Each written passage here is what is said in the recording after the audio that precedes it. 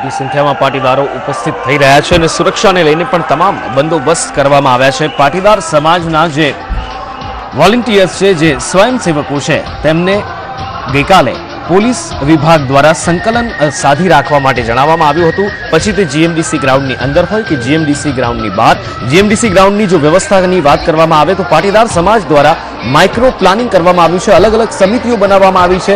આ અલગ અલગ સમિતિઓને અલગ અલગ ટી શર્ટ્સની સાથે તેમને ઓળખી શકાય તે પ્રમાણે બનાવવામાં આવી છે। પાર્કિંગની વ્યવસ્થા પણ ખૂબ સુદ્રઢ કરવામાં આવી છે કે જેથી કરીને ક્યાંય પણ કોઈ પણ પ્રકારની અરાજકતા ન ફેલાય અને મોટી સંખ્યામાં પાટીદારો સરળતાથી આ રેલીમાં જોડાઈ શકે।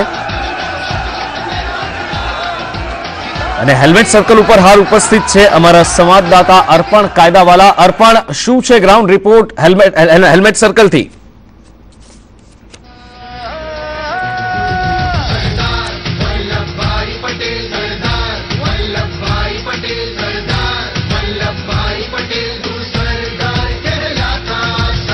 જે દ્રશ્યો આપ જોઈ રહ્યા છો અમદાવાદ શહેરના આ દ્રશ્યો છે। કદાચ કહી શકાય કે ન ભૂતો ન ભવિષ્યથી જેવી પરિસ્થિતિનું નિર્માણ આજે અમદાવાદ શહેરમાં થયું છે। પાટીદાર સમાજનો દાવો છે કે 25 લાખ જેટલા પાટીદારો અનામતની માંગ સાથે અમદાવાદ શહેરમાં આજે જીએમડીસી ગ્રાઉન્ડ ખાતે ઉપસ્થિત રહેશે।